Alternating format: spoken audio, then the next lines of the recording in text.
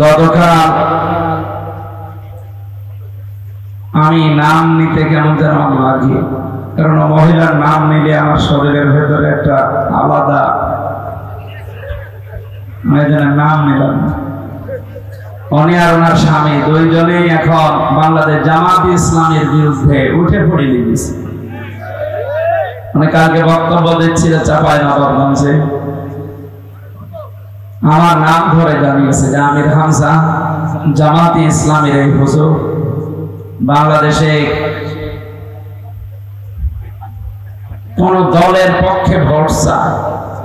এই যে ভোট আমি চাই, এটা কি আমার বাবার কথা মতো চাই? সূরা নিসার ৫৮ নম্বর আয়াতে আছে, ইন্নাল্লাহা ইয়া'মুরুকুম আন তুআদ্দুল আমানাতি ইলা আহলিহা। উনি মারিফুল কোরআন তাফসীর নিয়ে আসেন তো, উনি যে বলেন যে ভোট ভাগ কোথায় আছে, আপনাকে আমি বাংলায় লেখা দেখাবো, ভয়কার ট এটা লেখা আছে, যদি না থাকে আমি তাফসীর করব। ওখানে ভোট আছে, রায় আছে, সমর্থন আছে, সিদ্ধান্ত আছে, এরকম প্রায় ৯টা অর্থ লেখা আছে। আমি যেটা পড়েছি সেটাই তো বলবো, নাকি বানিয়ে বলবো? আর উনি যেটা বললেন, উনি কি পড়ে বলেছেন না বানিয়ে?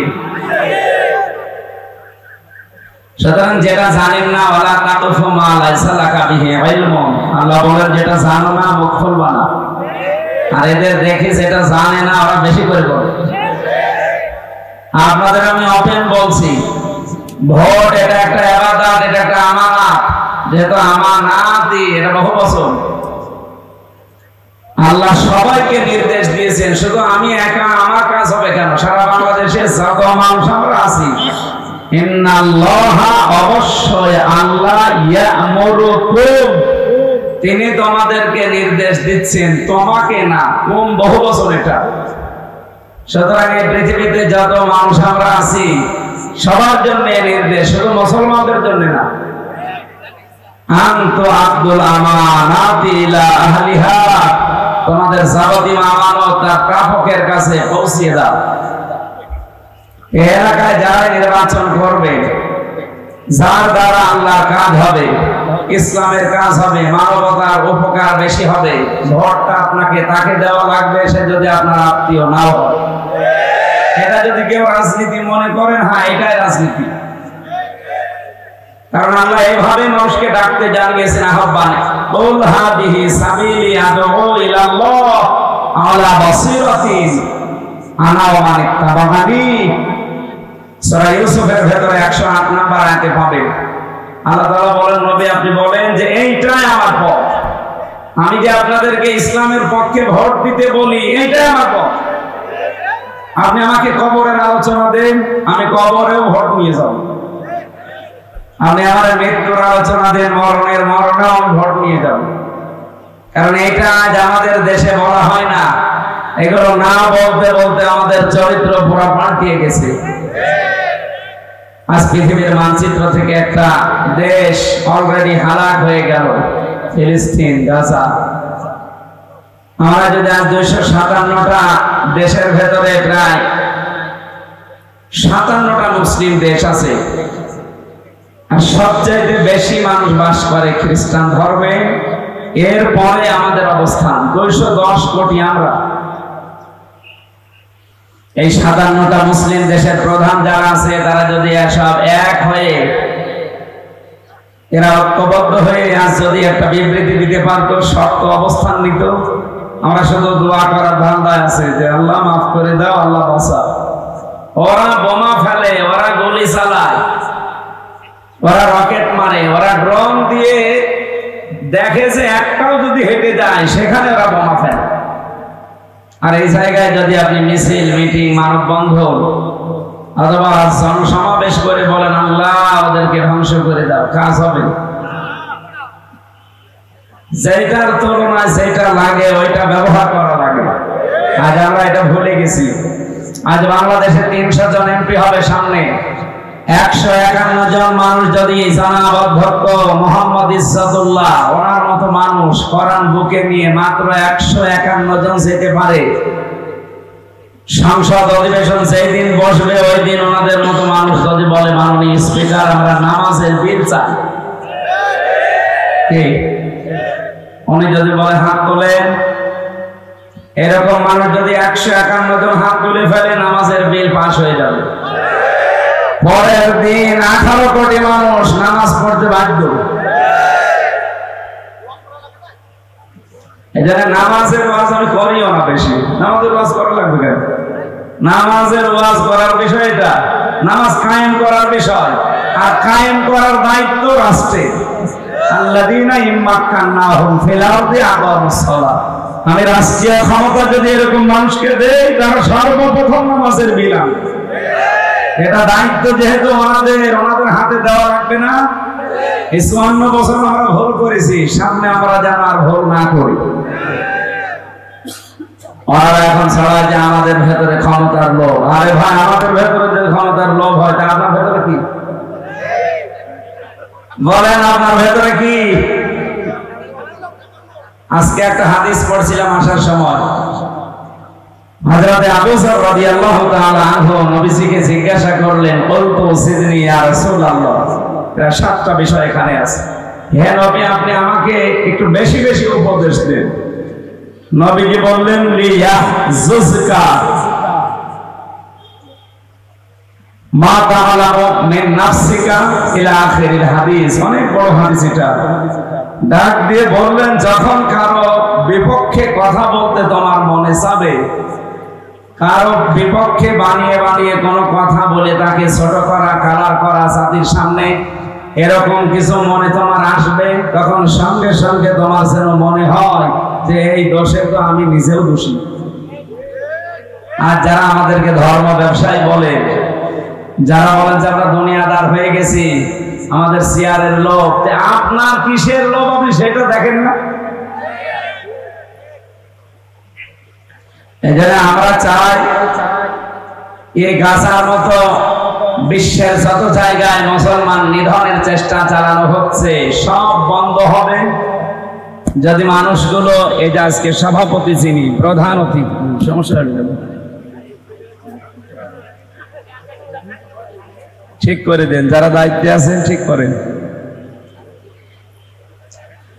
আমরা এতদিন পর্যন্ত মানুষকে ধোঁকা দিয়ে, বোকা বানিয়ে, প্রতারণা করে এই লাইন থেকে, এই জায়গাগুলো থেকে এরকম ইসলামপন্থী মানুষদের দূরে সরিয়ে রাখতাম। বলতাম আপনাদের জায়গা মসজিদ, আপনাদের জায়গা খানকা, কিন্তু এখন আর এনাদের বোঝানো যাচ্ছে না।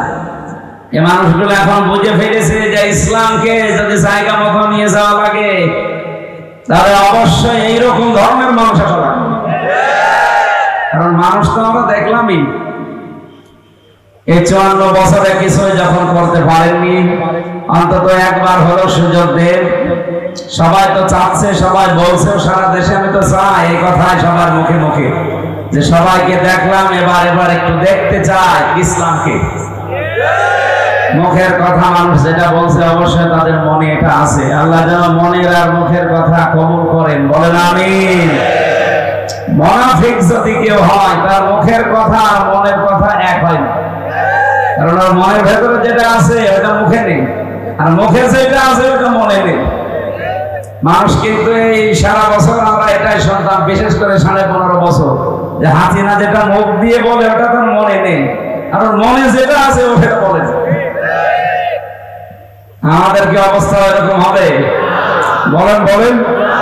কাবা শরীফ তাওয়াফ করছিলাম 16 সাল, হঠাৎ দেখি একজন মুরব্বী এই রুকনে ইয়ামিনী থেকে এই জায়গায় সোমা দেয়, অনেকে আবেগে ওই পাথরে সোমা দেবে, হাজার আসওয়াদে, ও তো সুযোগ পাচ্ছে না, মুরব্বী মানুষ এই রুকনে ইয়ামিনী ধরে কাঁদতেছে।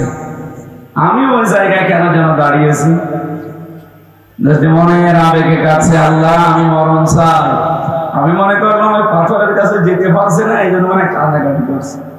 কান পেতে দেখি না, বলছে আল্লাহ আমি মরণ চাই, আমাকে তুমি মরণ দাও, আমি আর দেশে যাবো না। কি গো, মুরব্বীর গায়ে হাত দিয়ে বললাম, বাড়ি কোথায়? বাংলাদেশ। কোন জায়গায়? নোয়াখালী। কোথায়? কারণ সারা দেশ তো আমার হাতের ভেতরে। কোম্পানিগঞ্জ। সঙ্গে সঙ্গে মনে চলে আসলো যে আল্লাহর ওলির এলাকা, কাওয়া কাকু, কোম্পানিগঞ্জে বাড়ি। আল্লাহ আপনি কি দোয়া করেন কামারে গিলাপ ধরে দোয়া করলে কবুল হয়ে যায়। আচ্ছা আমি মরতে চাই, বাংলাদেশে তো আর কাবা শরীফ নেই, নবীর রওজা নেই, এই দেশে কাবা আছে, আমি আর দেশে যাব না। ওদের ভাষা তো একটু টানা টানা, বোঝাম মধ্যম চাই। ঠিক আছে আসুন, আমি যেখানে থাকি হোটেলে নিয়ে গেলাম, বাংলাদেশের মানুষ বলে নাস্তা করালাম, বাইরে তাকিয়ে দেখি ঝড় হচ্ছে, সবাই ব্যস্ত ছোটাছুটি করছে। ওনারা বললাম মুরব্বী এই যে জ্বালানা দিয়ে তাকা, কাঁচের জ্বালানা কি যে ঝড় উঠেছে, আপনি যে দোয়া করলেন আপনার দোয়া কবুল হয়ে গেছে, আপনি এখন শুধু বাইরে যাবে আপনার। আমার বলছে বাবাজি এই দোয়া তো আমি এবছরের জন্য করি না। কত বড় সিটা, আগামীতে যদি আসি তখন। এটা কি ওর মুখের কথা না মনের কথা? কাবা শরীফ ধরে পর্যন্ত সিটারি করে। 17 সালে এসেছিলাম বাংলাদেশে, আসার পরে আমি নোয়াখালীর কোম্পানিগঞ্জ ওই বাজারে গেছি, মাহফিলে দেখে ওই মুরব্বি এসে বলছে হুজুর আসসালামু আলাইকুম। কে দাদা মরেননি? এখন আগামীতে যদি যায় তার মানে ওর যাবেও না মরবে না। আগে কাবা শরীফ ধরে কি বলছিল দেখেছি? এজন্য মুখের কথা আর মনের কথা যাদের এক না তারা মুনাফিক। তারা কি? সারা বাংলাদেশের মানুষ এখন যেটা মুখ দিয়ে বলছে এটা কি শুধু মুখের কথা না আমাদের মনের কথা বলেন তো? অন্তত এখানে যারা আছেন সব দলীয় লোকজন আপনারা এখানে আছেন, সবাইকে আমরা বলছি যে এবার ইসলামকে দেখতে চাই। এটা কি মুখের কথা না মনের কথা? কারা কারা এটা চান দেখি? লিল্লাহি তাকবীর। আলহামদুলিল্লাহ, ঠিক আছে।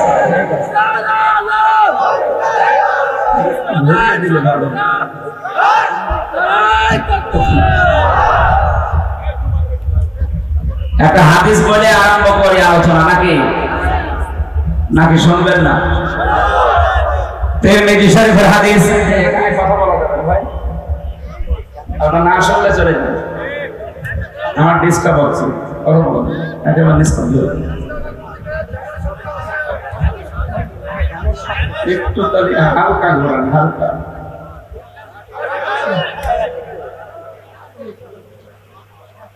বিশ্বনবী জানিয়েছেন মানিত্তাবাল হুদা বিগাইরিল কুরআন আদাল্লাহুল্লাহ। তিরমিজি শরীফের হাদিস। যেহেতু অনেক আলেম আছে এখানে, শিক্ষিত মানুষেরা আছে, তাদের জন্য বলছি, নবীজি বলেন কোন মানুষ যদি কোরআন বাদ দিয়ে পৃথিবীতে কোন জায়গায় হেদায়েত পাওয়ার জন্য যায়, তার মন যদিও ভালো থাকে, যেহেতু কোরআন সেখানে নেই, এজন্য আল্লাহ নিজে দায়িত্ব নিয়ে তাকে গোমরা বানিয়ে দেয়। শব্দটা যদি নবী দল্লা দিতেন সুমাসি মুজাররদ, বাংলা অর্থ আসতো আপনি নিজেই নিজেকে খারাপ বানিয়ে ফেলেছেন। আদাল্লাহ ইউদিল্লু বাবে ইফআল থেকে এসেছে। এই বাবের খাসিয়াত যতগুলো আছে তার প্রথম নাম্বার অভ্যাস খাসিয়াত হচ্ছে এই বাবের বাংলা অর্থ দাঁড়ায় আপনি হয়তো ভালো হওয়ার নিয়তে কোনো জায়গায় গিয়েছিলেন, কিন্তু কোরআন শরীফ সেখানে ছিল না, কোরআনের কোন নিয়ম নীতি সেখানে ছিল না। এই জন্য আল্লাহ নিজে দায়িত্ব নিয়ে আপনাকে আরো খারাপ বানিয়ে দেবে। সাতক্ষীরাবাসী এতালা পাটকেল ঘাটা গলারমা এলাকায় যারা বসবাস করেন, এখানে যারা এসেছেন, আমি জানি শুধু এখানে জামাত ইসলাম, বিএনপি, জাতীয় পার্টি না, সব দলের লোক আছি আমরা। এই কথা বলেন, আপনি নবীর এই হাদিস কি সব দলের জন্য না? বলেন বলেন। আমি তো শুধু অ্যাডভার্টাইজ করছি, এটা নবীজির মুখ থেকে। বিশ্ব নবী যদি এখন বেঁচে থাকতেন আর এই তালার ময়দানে যদি এখন আসতেন, আরে হাদিস যদি এখন আপনাদের সামনে উপস্থাপন করতেন, কারা কারা মেনে নিতেন? যেহেতু আমি নবীর ওয়ারিস হিসাবে এসেছি, আর উলামা ওয়ারাসাতুল আম্বিয়া, নবীদের ওয়ারিস আমি, উত্তরাধিকারী, ওইরকম একটা দায়িত্ব নিয়ে, দায়িত্ববোধ নিয়ে বলছি। হ্যাঁ, আমি একটা রাজনৈতিক দলের সাথে আছি, সেটা আমার ভিন্ন পরিচয়, কিন্তু এখন কোরআন হাদিস এটা যেহেতু সবার জন্য, আমি যেহেতু কোরআন হাদিসের আলেম, আমিও সবার জন্য। এক কথা বলছেন। সুতরাং যদি দলীয় চিন্তা করে বলেন না উনি ওই দল করে, আমার কথা শোনার দরকার নেই। আমি কি দলীয় নাম বলে আপনাকে শুনতে বলছি? কোরআন যেমন সবার জন্য, আমি কোরআনের আলেমও সবার জন্য। সুতরাং অন্তত এই ময়দানটা একটু কথাটা বিশ্বাস করে। নবীজি থাকলে এই কথাটা এভাবে বলতেন যে মানিত্তাবাল হুদা বিগাইরিল কোরআন আদাল্লাহুল্লাহ। কোরআন যেখানে নেই সেখানে কেউ ভালো হওয়ার নিয়তেও যদি থাকেন, আল্লাহ নিজে দায়িত্ব নিয়ে আপনাকে খারাপ বানিয়ে দেবে। কারণ খারাপ বানানো, হেদায়েত থেকে বঞ্চিত করা, গোমরা করা, পথভ্রষ্ট করা, এর একচ্ছত্র মালিকানা কার? হেদায়েত কি হামজা দিতে পারে? হামজার বাবার ক্ষমতা আছে? কে পারে? এটা কাউকে আল্লাহ দেয়নি। নবীর হাতে হেদায়েত ছিল, শুধুমাত্র আল্লাহ নিজের হাতে রেখে দিয়েছিল। এই হাদিসের বাস্তব প্রমাণ বাংলাদেশে আমার জেলা যেহেতু কুষ্টিয়া, আপনি লালনের মাজারে যারা যায় দেখেন, এরা কিন্তু কেউ খারাপের নিয়তে যায় না। যারা যায় জিজ্ঞাসা করলে বলে আল্লাহর ওলির দরবারে এসেছি। কি? আল্লাহর ওলির মাজার জিয়ারত করার জন্য এসেছি। কি হয় সেখানে? যেহেতু ওখানে কোরআন নেই, কোরআনের কর্মসূচি নেই, এই জন্য মানুষ আগে চাইছিল, ওখানে যাওয়ার পরে আরো খারাপ হয়ে যায়। আগে বিড়ি সিগারেট খেত না, এখন খায়। আগে গাঁজা কি বুঝতো না, এখন গাঁজা খায়। হ্যাঁ, কথা বলে না কেন? তাহলে বলেন তো আগের চাইতে কি ভালো হয়েছে না খারাপ হয়েছে? ধরে খারাপ বানাইলো কে? হ্যাঁ না, আল্লাহ। আদাল্লাহুল্লাহ, আল্লাহ নিজে খারাপ বানিয়েছে। কারণ কি? কোরআন যেখানে নেই তুই গেলি কেন? আর আসতে বল। তাহলে আমি এখান থেকে শিক্ষা দিতে পারি নির্দ্বিধায় যে বাংলাদেশে 48,000-এর উপরে এখন বিভিন্ন পীরের দরবার আছে, আমার তাহেরি ভাইয়ের দরবার সহ। যেখানে কোরআন নেই, কোরআনের কর্মসূচি দিয়ে কথা বলা হয় না, ওই দরবার যদি আমার বাবাও তৈরি করে, আমি ওখানে আর আজকে থেকে নেই। আমার নিয়ত যত ভালো থাকো, কোরআন নেই এই জন্য আমাকে খারাপ বানিয়ে দেবে কে? এটা বোঝেন না? আমি আরেকটু এগিয়ে যাই নাকি পেছিয়ে যাব? এই বাংলাদেশে যতগুলো রাজনৈতিক দল এখন আছে, নিবন্ধন এবং নিবন্ধন ছাড়া, যেই দলের কর্মসূচিতে কোরআন নেই, কোরআনের কর্মসূচি চলে না, ওই দলের প্রতিষ্ঠাতা যদি আমার বাবাও হয়, আমি ওখানে আজকে থেকে নেই। না, এটা এত জোরে বলার দরকার নেই, কারণ এটা আপনারা মানবেন না। আমি জানি এটা আপনারা মানবেন না। আরে ভাই, এটা যদি মানতে পারেন সত্যি নবীর কথা বিশ্বাস করে, আর না মানলে আপনার কপালে আপনি আগুন লাগান। কারণ কোরআন যে দলে নেই, আপনি ভালো হওয়ার নিয়তে থাকলেও আপনাকে খারাপ বানিয়ে দেবে কে?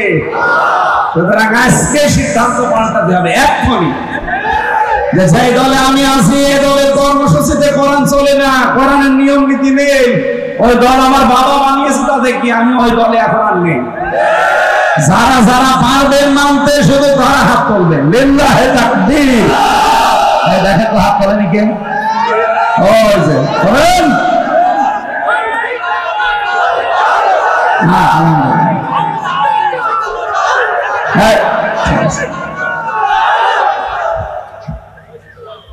যাক, হয়ে গেছে, মাহফিল শেষ। না মানে আবার কি ওয়াজ করবো বলেন তো স্যার? কি ওয়াজ করবো? ওয়াজ হয়ে যায় না? এর সাথে আবার কি ওয়াজ লাগে? এই ওয়াজ মেনে নিলে তো উনি এমপি হয়ে যাবে। কারণ এই দেশে এমন দল আমরা করি যে দলে কোরআন নেই, কোরআনের কর্মসূচি নেই। সুতরাং যে দলে কোরআন আছে, আমি সে দলের নাম এমনি বলি না, এদের প্রতিদিন 9টা করে পয়েন্ট লেখা লাগে। প্রথম পয়েন্টে কোরআন পড়েছেন কয় আয়াত, অর্থ সহ না অর্থ ছাড়া, ওটা লেখা লাগে। 1 মাস পরে আবার দেখানো লাগবে ওনার উপরে, যে এই দেখেন, যদি ভুল হয় আবার নিচে টিক মেরে দেবে যে এটা ঠিক হয়। আমি এর চাইতে কি দলিল দেব বলে একেবারে আঙ্গুল চোখে লাগিয়ে দেখিয়ে দিলাম। এরপরও যদি কেউ না মানতে চান, আমার মনে হয় এটা আপনার কপালের দোষ। অবশ্য ঠিক ঠিক আছে, আমরা কপালের দোষ। আজকের মাহফিলে জানাব ইজ্জতুল্লাহ সাহেবের জন্য আমি যে ভোট চেয়েছি এমনি চাই, এটা কোরআনের নির্দেশ। এখানে 10 জন যদি এমপি প্রার্থী দাঁড়ায়, আপনি দেখবেন কার দ্বারা ইসলামের কাজ বেশি হবে, মানবতার কাজ বেশি হবে, আল্লাহর কাজ বেশি হবে। আজ গোবিন্দ পরামানিক পর্যন্ত বলছে, বাংলাদেশ জামাত ইসলামী যদি এ দেশের দায়িত্ব পায়, এ দেশের অন্যান্য জাতির লোকেরা সবচাইতে বেশি নিরাপদে থাকবে। এটা হিন্দু মানুষ বোঝে, আর আপনারা বোঝেন না। সুতরাং আমরা তো চাচ্ছি এইটা 54 বছরে যাই হোক হয়ে গেছে, এদিক ওদিক করে থুকু, এখন আর ওদিকে আমরা নেই। আমরা এখন চাই কোরআনে কারীম বুকে নিয়ে উনি যেন এবার 151 জনের ভেতর অন্তত একজন সাতক্ষীরাতে হবে, আমরা বিশ্বাস করি, কারণ এটা দ্বিতীয় ফিলিস্তিন। বাংলাদেশে এত অত্যাচার, এই স্বৈরাচার আর কোন জেলায় করেছে বলে আমরা জানি না। এই জেলার পরে আরেকটা জেলার নাম আছে চাঁপাইনবাবগঞ্জ, ওই জেলায় বাড়ি ওই আল্লাহর ওলিদের। যারা বলেছে কোন দলের পক্ষে ভোট চাওয়া আলেম ওলামাদের জন্য জায়েজ নেই, আরে ভাই আপনি না জায়েজ জায়েজ কি বলেন? জায়েজ লিখতে হয় আরবিতে কিভাবে আপনি জানেন? হ্যাঁ, এখানে সেটা জানেন না, মুখ করবেন না। নামাজের কথা আপনি কোরআনে পেয়েছেন মাত্র 82 জায়গায়, এই জন্য নামাজ খুব আনন্দ নিয়ে পড়েন, আগ্রহ নিয়ে পড়েন। যাকাতের কথা পেয়েছেন 82 জায়গায়, এই জন্য আপনি যাকাত বছরে বছর অন্তত দেখি দিয়ে দেন। মানে রোজার কথা পেয়েছেন মাত্র 1 জায়গায়, জীবনে রোজা ছাড়েন না। হজের কথা পেয়েছেন মাত্র 1 জায়গায়, এই জন্য হজ আপনি করেছেন, আবার করবেন, নফল চিন্তা ভাবনা করেন। কিন্তু কোরআনে কারীম দিয়ে রাজনীতি করা লাগবে, এই কথা আল্লাহ দিয়েছেন 918 জায়গায়। এটা তো আমার মতো ছোট মাথা, যাদের বড় বড় মাথা ওটা আরো বেশি পাবে। 82 জায়গার কথা মানেন, 1 জায়গার কথা মানেন, 918 জায়গায় আল্লাহ যে দিল, এটা খেলা করার জন্য দিয়েছে। সুতরাং এটা না জেনে আপনি বলেছেন, যারা বললেন আপনারা আশা করছে ফিরে আসবেন। আমি কোন দলের বিপক্ষে না, কিন্তু দলের নাম নিয়ে আপনি একেবারে ইসলামের গায়ে হাত দিয়ে দেবেন মানে? আপনি বোঝেন কোরআন মানে কি, কোরআন কিভাবে লিখতে হয়? কোরআন মানে কি বলেন তো? বহুল পঠিত পাঠ্য।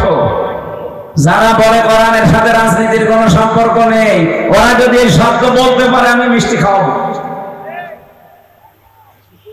সুতরাং আপনাদের দুর্বিসন্ধি, সে যে দলের লোক হন না কেন, দুর্বিসন্ধি যা করছেন এগুলো কিন্তু এখন আর এই জেনজিরা যারা এদেশে 24-এর পরে আর মানে না।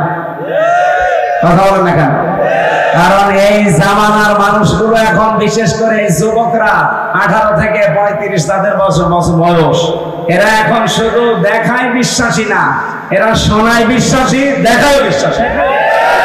এখানে হাসিনায় 15.5 বছর শুধু শুনিয়েছিল যে আমরা উন্নয়নের রোল মডেল বানিয়ে ফেলেছি দেশকে, মহা উন্নয়নের যাত্রা শুরু করেছি, এগুলো শুধু শুনিয়েছে যে আমরা ডিজিটাল হয়ে গেছি, আমরা স্মার্ট হয়ে গেছি, এটা শুনিয়েছে শুধু।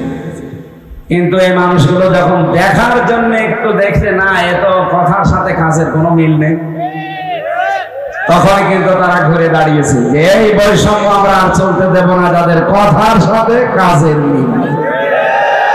যেহেতু এখন দেখতে পাচ্ছে 8 মাসে অন্তত এই দেশের মানুষ বুঝে ফেলেছে যে কথার সাথে কাজের মিল আছে।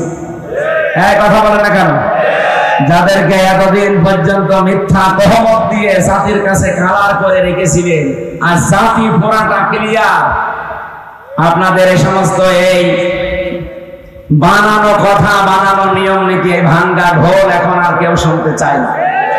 কারণ এখন আমরা আর 1971 সালে নেই, এখন এসেছি দিতে পেরেছি 2024 সালের 5 আগস্টের আগ পর্যন্ত একটা জরিপ করেছিলাম, মাত্র 15 জন মানুষ বলতো আমরা ইসলাম চাই। তার ভেতরে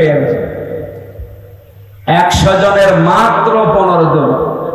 কিন্তু এই যে আপনি এপ্রিলের 1 তারিখের জরিপ বের করেন, এখন তো 6 তারিখ চলছে না, 1 তারিখে জরিপ এসেছিল, তাও আমরা বানাইনি, সব খ্রিস্টানরা পাঠিয়েছে, মাইক্রোসফট, এরপরে ভয়েস অফ আমেরিকা, এগুলো সব খ্রিস্টানরা চালায়।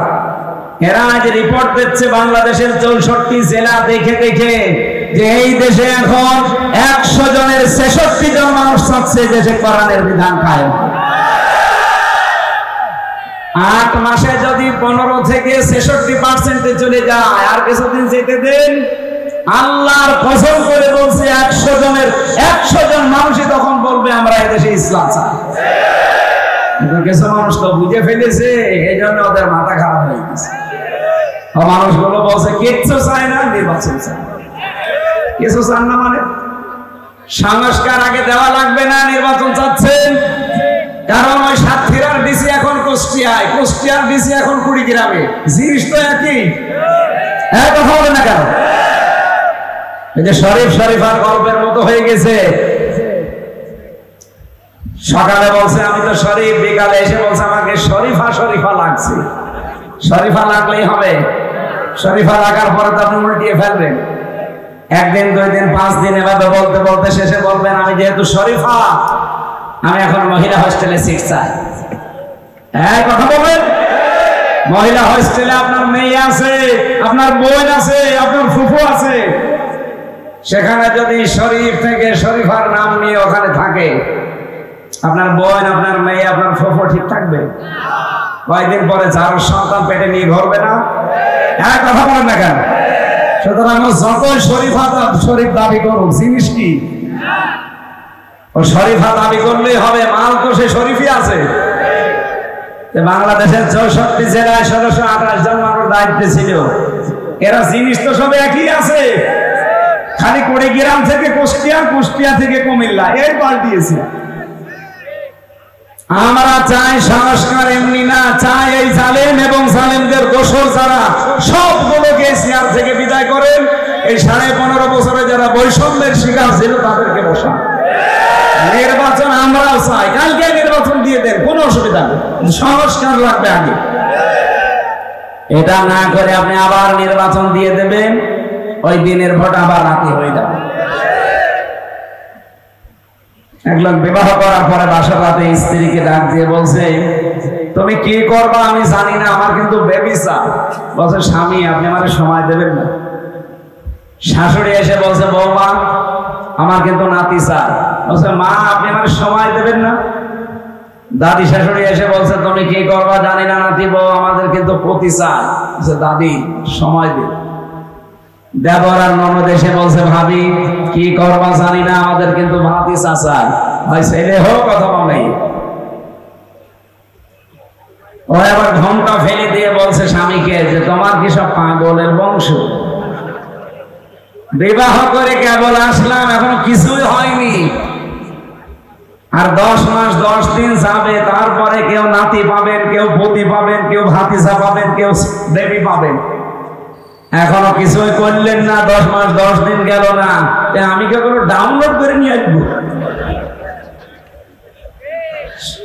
আপনারা যা আরম্ভ করেছে তা আমরা কি ডাউনলোড করে নিয়ে আসবো? সুতরাং একটু সময় দেওয়ার দরকার আছে না নেই?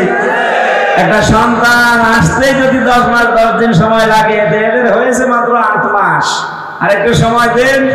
দেখেন না 8 মাসে দাদা কিন্তু হাত জোড় করেছে। এই কাল বর্ষ দিনের খবর, দাদা হাত জোড় করে নেয়, আর এতদিন আমাদের হাত জোড় করে থাকা লাগবে। দাদা এখন উল্টিয়ে হাত জোড় করছে। আর কিছুদিন সেটে দিন, অন্তত 10 মাস 10 দিন হয়ে যাক, যে সন্তান আসতেছে এই বাংলাদেশে সেটা হবে ইসলামের সন্তান ইনশাআল্লাহ। যারা উল্টাপাল্টা কথা বলেন যে আমরা নির্বাচন চাই না, কে বলেছে? বাংলাদেশে নির্বাচন সবচাইতে বেশি চাই আমরা। কোন জেলায় যদি কোন আসনে কেউ পাস নাও করে, কুমিল্লা জেলার 14 গ্রামে ডাক্তার আব্দুল্লাহ মোহাম্মদ তাহের পাস করবে, তার 100 জনের 70টা ভোট নিয়ে আমি লিখে দিতে পারি, নিয়ে আসি। বাংলাদেশে সবচাইতে বেশি থাকি আমি কুমিল্লাতে। আমি দেখেছি তার জনপ্রিয়তা, তার যে অ্যাক্টিভিটিস। সাতক্ষীরা ইনশাআল্লাহ এরকমই, কিন্তু কুমিল্লার 14 গ্রামটা একটা ব্যতিক্রম। আব্দুল্লাহ মোহাম্মদ তাহের হাফিজাহুল্লাহ, কোনদিন তিনি এই বাংলাদেশে 8 মাস হয়ে গেল বলেছে যে আমি নির্বাচন চাই সংস্কারের আগে? তিনি একবারেই তো জানেন যে নির্বাচন দিলে আমি এমপি, ওই তিনি তো বলেন না। এখান থেকে বোঝা যায় বাংলাদেশ জামাত ইসলামী এরা শুধুমাত্র ভোট করার জন্য, ক্ষমতায় যাওয়ার জন্য রাজনীতি করে না। এর একটা উদ্দেশ্য আছে। এরা যদি ভোটে দাঁড়ায়, এদের উদ্দেশ্য হচ্ছে কোরআনে কারিমকে আমরা সংসদে নিয়ে এদেশের যত অবৈধ কাজ আছে আইন পাশ করে বন্ধ করব, আর যত বৈধ কাজ আছে এগুলো আইন পাশ করে আমরা সব সহজ করে দেব। এইটাই তো নবীদের কাজ ছিল। নবীজিকে আল্লাহ জানাতে চেয়েছেন, হে নবী আপনি এটা বলেন, কুল হাদিহি সাবিলি আদউ ইলাল্লাহ, এইটাই আমার পথ। আমি মানুষকে আল্লাহর দিকে ডাকি, আন্দাজে ডাকি না, বুঝে শুনে ডাকি। আনা ওয়া মান ইত্তাবানি, এটা আমার পথ এবং আমার অনুসারী যারা তাদের একই কাজ। এই জন্য আমরা এই কথাগুলো এখানে বলার আমার মনে হয় দরকার ছিল না। তারপরে বলছি ইমানের তাকিদে, কারণ আমরা 54 বছর অলরেডি ভুল করেছি, এখন আমরা আর সামনে ভুল করতে চাই না। যে আমেরিকা সারা জীবন মানুষদেরকে গণতন্ত্রের সবক দেয়, নারী পুরুষ সমান অধিকার, এই কথা জানায়, আপনি তাদের দিকে তাকান তো। 236 বছর চলছে, এই 236 বছরে আজ পর্যন্ত কোন মহিলাকে তারা দায়িত্ব দেয়নি। কথা বলেন, তারা কোরআনে কারিমের একটা আয়াত মেনে চলে, আর রিজালু কাওয়ামুনা আলান নিসা। আল্লাহ তাআলা বলেন পুরুষ হবে নেতা, মেয়েরা হবে আজ্ঞাবহ। নবীজি আয়াতের পক্ষে একটা হাদিস পড়েছি আমি, লা ইয়াফলিহা কওমুন আল্লাহু আমরুহুম ইমরাতুন, ওই জাতি কখনো সফল হচ্ছে না, হবে না যে জাতির দায়িত্বে কোনো নারী আছে। আর 54 বছর বলেন তো এদেশে দায়িত্বে মহিলারা বেশি ছিল না পুরুষ? এই জন্য নবীর হাদিস 100% সত্য, আমরা আর সফল হতে পারি না। ডোনাল্ড ট্রাম্পের মতো একটা মাতাল এই গাজাকে ধ্বংস করার জন্য যাদের হাত আছে, এই শয়তান একজন। কথা বলেন না কেন? বিশ্বের মুসলমানদেরকে নিধন করার জন্য যারা কাজ করছে, এই অভিশপ্ত জাতি ইহুদিরা, এদেরকে ইন্ধন দিচ্ছে এই মাতাল। আমেরিকার মতো জায়গায় 236 বছর চলছে, আজ পর্যন্ত তারা কমলা হ্যারিসের মতো এত বড় শিক্ষিত মানুষদেরকে তারা মহিলা নেতৃত্ব দেয়নি, অথচ এই মাতালকে বসিয়েছে। তারা জাতে মাতাল, তাহলে ঠিক আছে, আর আমরা জাতেও মাতাল, তাহলেও আমরা আর মাতলামি করতে চাই না। আগামী থেকে পুরুষ মানুষ যাবে দায়িত্বে। কথা বলেন না কেন? পুরুষ মানুষ দায়িত্বে গেলে কি হয়? ডক্টর মোহাম্মদ ইউনূসের দিকে তাকান। অনিদাবি হযরতে ওমরের মতো ইসলাম বুঝতেন, ইসলাম পালন করতেন, এ দেশটা মালয়েশিয়ার মতো তিনিও মাহাতির মোহাম্মদের মতো দাঁড় করিয়ে ফেলতেন। আল্লাহ রাব্বুল আলামিন ইচ্ছা করলে তিনি সব পারেন। আল্লাহ যেন কবুল করেন তাকে, বলেন আমিন। আরো জোরে বলেন আমিন। মাহফিলে আমি দোয়া করছি বাংলাদেশ জামাত ইসলামী সাতক্ষীরা জেলা শাখার শ্রদ্ধাভাজন জেলা আমির জনাব অধ্যাপক শহীদুল ইসলাম মুকুল দামাত বারকাতুহুল আলিয়া, যত মেহমানের নাম দিয়েছেন আপনারা, বিশেষ করে আলহাজ ডাক্তার শেখ মাহমুদুল হক নায়েবে আমির, উনি বাংলাদেশ জামাত ইসলামী সাতক্ষীরা জেলা শাখা, মাওলানা মফিদুল্লাহ, মাওলানা আসাদুল্লাহ, আসাদুজ্জামান, ডক্টর তৈবুর রহমান খান, শেখ আব্দুল হাকিম, আরো যারা আলোচনা রাখলেন এখানে, সব আলেমদের জন্য দোয়া চাই। আমার মনটা সেই ফজরের পর থেকে খুবই খারাপ, কারণ দৃশ্যগুলো দেখলে এমনি কান্না চলে আসছে। কি বাস্তবতা! আয়না ঘরে তার কি করেছিল, এখন একেবারে প্রকাশ্য আয়না ঘর চলছে গাজায়। পৃথিবীর মানচিত্র থেকে এই অভিশপ্ত জাতি ইহুদিরা এই দেশটাকে আজ গায়েব করে দিল। মুসাফির অবস্থায় আছি, মাজলুম অবস্থায় আছি।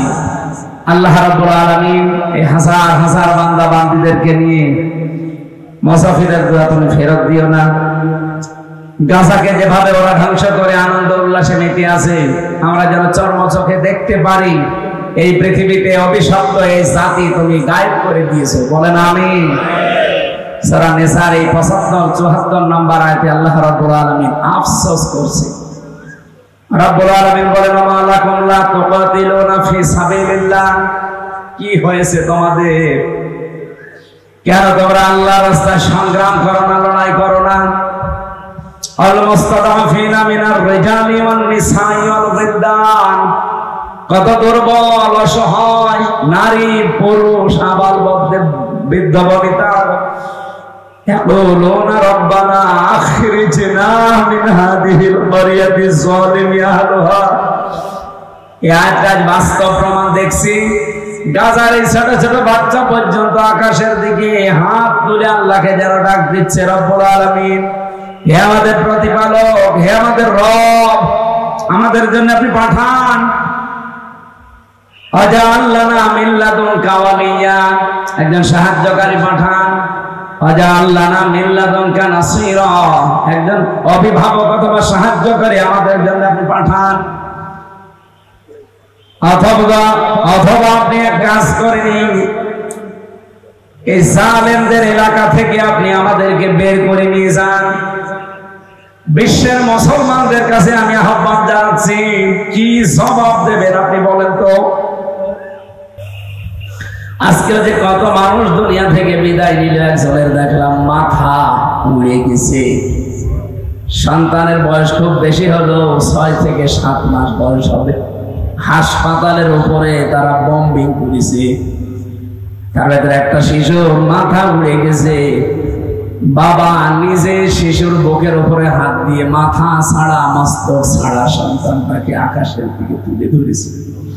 বিশ্বের মুসলমানদেরকে, 200 কোটি মুসলমানদেরকে ডাক দিয়ে যেন বলছে, পৃথিবীর মুসলমানেরা, আমার এই সন্তানটার সাথে তোমাদের দেখা হবে জান্নাতে। তোমাদেরকে আল্লাহ যদি ওই যে জান্নাতে দেয়, আমার এই সন্তানকে আমি জান্নাতের গেটে দাঁড় করিয়ে রাখবো। কোন কারণে তার মাথা নেই, তোমাদের জবাব দেওয়া লাগবে ওই দিন। এখানে জেগে ওঠে। আমি এখানে আধা ঘন্টা 35 মিনিট 1 ঘন্টা আপনাদের কি জাগিয়ে তুলবো, কিসের আয়না ঘর, কি বলবো? এত বড় যে বিশাল কাজ ঘটে যাচ্ছে, এরপরও যদি আমাদের বিবেক জাগ্রত না হয়, আমার এই আধা ঘন্টা 1 ঘন্টার বক্তব্যে আপনি জাগ্রত হবেন, কিছুই হবে না আপনার। এজন্য মন তৈরি করেন। আল্লাহ রাব্বুল আলামিন ঈমানদারদের কিছু করণীয় এখানে দিয়েছেন। আল্লাযীনা আমানু ইউকাতিলুনা ফি সাবিলিল্লাহ, যারা ঈমান এনেছেন তাদের কাজ হবে দুনিয়ায় তারা লড়াই করবে, সংগ্রাম করবে। আপনার মনের ভেতরে আকাঙ্ক্ষা যদি না থাকে, মাতা ওয়ালাম ইয়াফসু ওয়ালাম ইউহাদ্দিস বিহি নাফসাহু মাতা আলা শাবাতিন মিনান নিফাক। নবীজি বলেন, যে লোকটা মরে গেল কিন্তু তার মনের ভেতরে জিহাদ করার কোনো তামান্না, ইচ্ছা, আকাঙ্ক্ষা ছিল না, লোকটা মুনাফিক হয়ে মারা যাবে। বলেন নাউজুবিল্লাহ। আজ তাম দুনিয়ায় মুসলমানদেরকে পিছিয়ে রাখার পেছনে একটাই মাত্র কারণ, আমরা মরণ এটা ভুলে গেছি। কোরআনের পাকে আল্লামা সাঈদী রাহমাতুল্লাহ আলাইহি ওনার বক্তব্যে মাঝে মাঝে বলতেন, শাহাদাতের যে মরণ, এখানে কোনো রকমের কোনো কষ্ট নেই। আর যে মানুষগুলো বিদায় নিল, এরা যে অবশ্যই শাহাদাতের মর্যাদা পেয়েছে। আলা তাহসাবান্নাল্লাযীনা কুতিলু ফি সাবিলিল্লাহি আমওয়াতা বাল আহয়াউন ইনদা রাব্বিহিম ইরযাকুন। রব্বুল আলামিন সূরা আলে ইমরানের 159 নম্বর আয়াতে জানিয়েছেন যে ধারণা করবি না, যারা আমি আল্লাহর জন্য জীবন দেয় শহীদ হয়, এদেরকে মরে গেছে ধারণা করবি না। বালাহায়াউন, বরং তারা জীবিত। ইনদা রাব্বিহিম ইরযাকুন, আমি আল্লাহ তাদেরকে রিজিক দিচ্ছি। বলেন সুবহানাল্লাহ। তারা রিজিক পাচ্ছে। সুতরাং গাজা সহ, ফিলিস্তিন সহ ভারতের যে সমস্ত জায়গায় মুসলমান নিধন করেছে, এখনো বিভিন্ন কায়দায় চলছে। তাম দুনিয়ার যত জায়গায় যে মুসলমান নিধন হচ্ছে, আল্লাহ রাব্বুল আলামিন এই মানুষগুলোকে তুমি শাহাদাতের সর্বোচ্চ মাকাম দান করে নিজে তুমি তাদেরকে রিজিক দাও। বলেন আমিন। ফারিহাইনা বিমা আতাহুমুল্লাহু মিন ফাদলি, তারা কিন্তু খুশি। আমি আজকে একটা দৃশ্য দেখলাম, একটা বোমা যখন পড়েছে সঙ্গে সঙ্গে বোমার আঘাতে প্রায় 15-20 জন মানুষ একেবারে আকাশের দিকে উঠতেছে। একজন নিচে কমেন্ট করছে, ওরা আকাশে ওড়ে না, ওরা জান্নাতে উঠতেছে। কারণ যারা শহীদ হয় ওদেরকে আমার আল্লাহ জান্নাতের পাখি বানিয়ে দেয়। ওরা ফেরেশতাদের সাথে ডানা লাগিয়ে জান্নাতে উঠতে থাকে। আমাদের দেশ বাংলাদেশ 2024 যত মানুষ এভাবে নিজেদের সবচাইতে দামি জিনিস জীবনটা দিয়ে চলে গেল, আমাদের কাছে মুক্তভাবে শান্তি রাতে ঢোকার পরিবেশ তৈরি করে দিল, কোরআনে কারিমের পক্ষে আসার মতো একটা সুযোগ দিল। ওই 2732 জন এই মানুষগুলোকে আল্লাহ শাহাদাতের মর্যাদা দান করেন, বলেন আমিন। আমার ভাইরা, এর পরবর্তীতে যে কথাটা আছে, আমাদের ইমানদারের ইমান টিকিয়ে রাখতে হলে এই কাজটা করা লাগবে। আল্লাহ পাক জানিয়েছেন যারা ইমানদার তারা লড়াই করবে, সংগ্রাম করবে, তার রাস্তা হবে আমি আল্লাহর। আল্লাহর রাস্তা কোনটা? এই কোরআনে 500 নিয়ম আল্লাহ দিয়েছেন। এই 500 নিয়মের ভেতরে যে কোনো নিয়মে থাকবেন ওইটা আল্লাহর রাস্তা। আমি কালকে একটা আয়াতের তাফসীর পড়তেছিলাম, সূরা আলাম নাশরার আয়াতের 5 এবং 6 নম্বর আয়াত। রব্বুল আলামিন বলেন, ফাইন্না মাআল উসরি ইসরা। এখানে আলেম আছেন যারা, এখানে মার পরে উসরুন আছে, উসরুনের আগে আলিফ লাম আছে। তাফসীরে ফি জিলালিল কোরআন সাইয়্যিদ কুতুব এটা বোঝাতে চেয়েছেন রাহমাতুল্লাহ আলাইহি। আল্লাহ কষ্টের কথা দেওয়ার আগে মা দিলেন, এর আগে আলিফ লাম দিলেন। উদ্দেশ্য হচ্ছে আলিফ লাম দেওয়া মানে মারিফা করা, নির্দিষ্ট করা। আল্লাহ জানাতে চেয়েছেন পৃথিবীতে যদি কেউ একটা কষ্ট সহ্য করে, ইসরা এটা আবার নাকেরা অনির্দিষ্ট, এই পৃথিবীতে মহান আল্লাহ কমপক্ষে তাকে 70টা সুখ ভোগ করাবে। আজ গাজা সহ বিশ্বে যারা আল্লাহর জন্য, রাসূলের জন্য, ইসলামের জন্য, মানবতার জন্য আজ যারা কষ্ট পেলেন, কষ্ট সহ্য করলেন, একটা আপনাকে আল্লাহ দুনিয়া আখিরাত মিলে সুখ দেবে 70টা। কথা বুঝতেছে? এই 15.5 বছরে আমরা যারা কষ্ট পেয়েছি, কেউ আল্লাহর জন্য, কেউ রাসূলের জন্য, কেউ মানবতার জন্য, একটা কষ্ট যদি আপনি দুনিয়ায় সহ্য করে থাকেন, এদিকে তাকান, একটা কষ্ট আপনি সহ্য করলে দুনিয়াতে আপনাকে আল্লাহ 70টা সুখ ভোগ করাবে। সিস্টেম অপর পৃষ্ঠায় দেখে ওনার পরের আয়াত, ইন্না মাআল উসরি ইসরা। দুনিয়াতে কোন মানুষ যদি অবৈধভাবে একটা সুখ ভোগ করে, ওই একটা সুখের কারণে তাকে 70টা দুঃখ আল্লাহ নিজে দুনিয়াতে তাকে দেবে। আজ হাসিনা অবৈধভাবে নিজে সুখ ভোগ করেছিল অনেক বেশি, এবং অনেকে তাকে সাপোর্ট দিয়ে বিভিন্ন কায়দায় তারাও সুখ ভোগ করেছিল। যারা একটা একটা করে অবৈধ সুখ ভোগ করেছেন, এখন রেডি হন আপনারা, এক একটা সুখের জন্য 70টা দুঃখ পাবেন দুনিয়ায়। কি পাচ্ছে না? কয়েকদিন আগে আমি মালয়েশিয়া ছিলাম, যে হোটেলে যায় দেখি শয়তান বসে আছে নিচে। কি এখানে কেন? বছর হুজুর আমরা আগে পালিয়েছি কেন? এখানে কেন? সাহেব পাড়া বানিয়েছে, থাকবেন না? ওখানে থেকে মার খাবো। বাংলাদেশের 20 লাখ বাঙালি এখানে থাকে, সাহেব পাড়ায় থাকলে পিটিয়ে হত্যা বানিয়ে ফেলে। অত ওই সমস্ত মানুষেরা এক একজনের শুনলাম 620টা বাড়ি। নাম শোনেননি? ভূমি মন্ত্রী ছিল, বাড়ির সংখ্যা ছিল 620টা। এখন তো একটা বাড়িতে থাকতে পারেন না, থাকা লাগে এখন হোটেল ভাড়া করে। আপনারা দুঃখ পাচ্ছেন, পাবেন এই কারণে, কারণ অবৈধ সুখ ভোগ করেছেন আপনারা এই অবৈধ মহিলার পেছনে থেকে। এক কথা বলেন না কেন? এখানে যারা এই 15.5 বছরে অবৈধ সুখ ভোগ করলেন, এখনো পৃথিবীর বিভিন্ন প্রান্তে যারা অবৈধ আনন্দে উল্লাস করেন, রেডি হন এক একটা অবৈধ শান্তির জন্য, সুখের জন্য। যেহেতু ঈশ্বর অনির্দিষ্ট, এটা না কেরা, আপনাকে কমপক্ষে 70টা দুঃখ কষ্ট আল্লাহ দুনিয়া আখিরাত মিলে ভোগ করাবে। এই জন্য আগস্টের 5 তারিখের পর থেকে কি এপ্রিলের এই 6 তারিখ পর্যন্ত 1 মাস 1 দিন হয়ে গেল, 27টা চিন্তা ভাবনা করেছিল এই দেশকে অশান্ত করার জন্য, একটা আল্লাহ সফল করতে দেয়নি। কারণ আপনারা এতদিন অবৈধভাবে সুখ ভোগ করেছেন, এখন এক একটা সুখের জন্য 70টা করে দুঃখ ভোগ করেন। এক কথা বলছেন না কেন? এই জন্য তামাম দুনিয়াতে আপনাদের অবস্থা এই হবে, যারা অবৈধ সুখ ভোগ করে, এই যে পরকীয়া প্রেম যারা করে, এখানে সুখ নেই। কথা বলেন না কেন? এখানে সুখ আছে, কিন্তু সুখটা কি বৈধ সুখ না অবৈধ? এই অবৈধ সুখে যারা আছে, সে নারী হোক আর পুরুষ হোক, দুনিয়া আখিরাত মিলে আপনাকে 70টা বিপদে ফেলবেন, 70টা কষ্ট পাবেন। এই জন্য ওই লাইনে যারা আছেন তারা নিজেদেরকে সংশোধন করবে।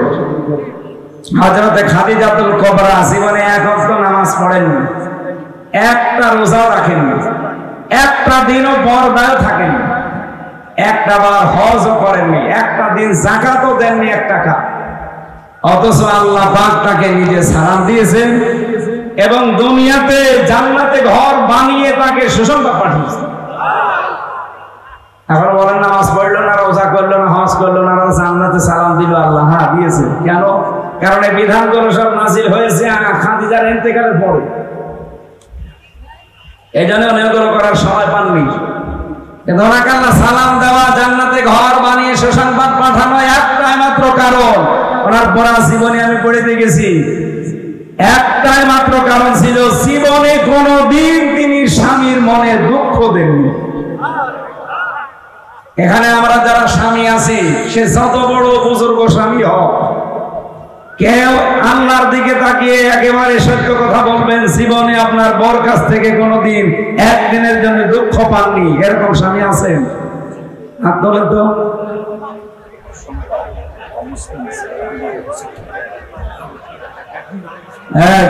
আন্দাজে দাঁড়াবেন না ভাই। আলহামদুলিল্লাহ, ঠিক আছে।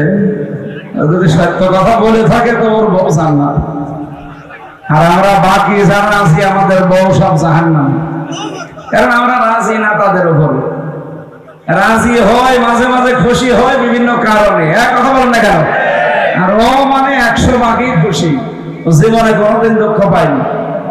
এই স্টেজেও যত মানুষ আছে, কেউ হাত তোলার সাহস পায়নি, তার মানে আমাদের বউরা ওনার বউর মতো না।